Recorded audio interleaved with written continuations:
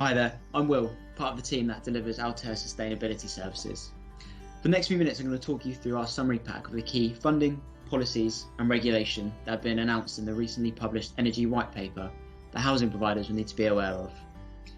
I'll be briefly summarising the key messages and themes from each of the slides, so feel free to pause and read over the information on the page whilst I'm talking through. Alternatively, if you'd rather not listen to my voice talk over these slides, the pack will be available on our website. So the Energy White Paper builds on the government's commitment to invest £9.2 billion into the energy efficiency of homes, schools and hospitals.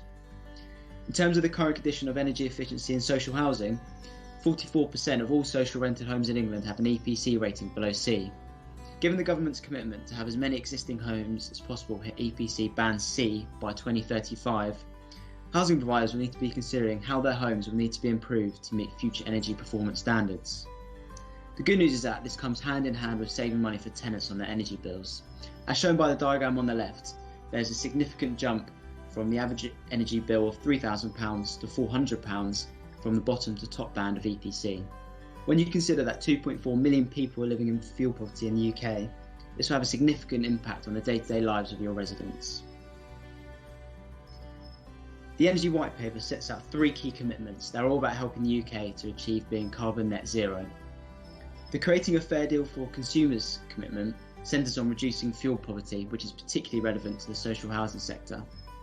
Under this aim, several policies and regulations are going to be released, which I'll detail in the next few slides. I'd like to also point out the Support of Green Recovery commitment, which centres on delivering employment opportunities in green industries.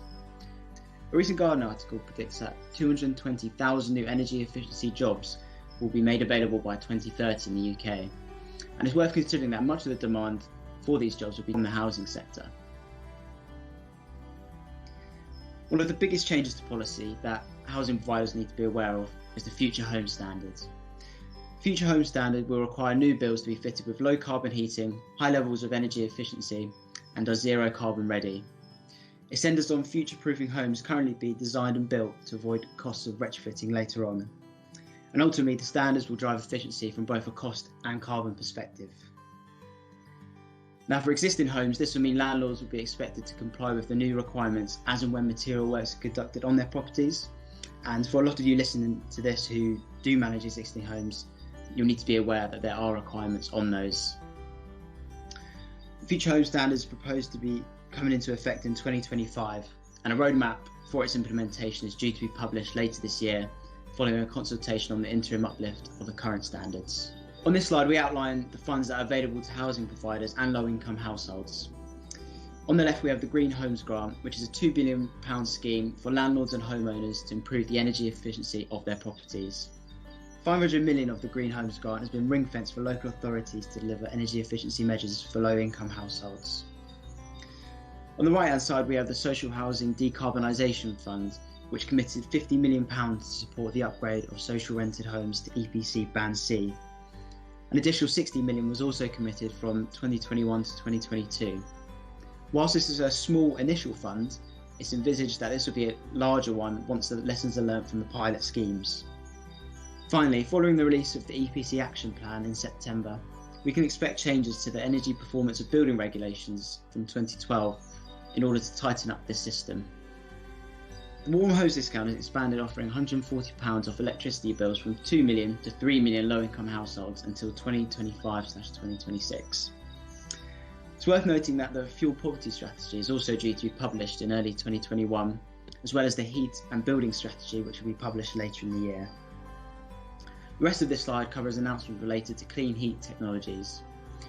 One to note is that there's consultation taking place over new regulations to phase out fossil fuels in off-grid homes. As well as that, the Clean Heat Grant is available for households to fund the installation of electric heat pumps, which the government predicts will grow to having 600,000 installations per year by 2028. For existing and larger new builds, there are a variety of funds that they may be able to qualify, which are outlined on the right-hand side of this slide. For your convenience, we've taken the time to map out any upcoming regulation that will be going live over the next couple of years, and I provided a summary of the previous slides on this slide. We thought it'd be useful just to know when they're happening so you don't miss out on any opportunities, and that you're ready for any regulation that's going to be going live in the next few years.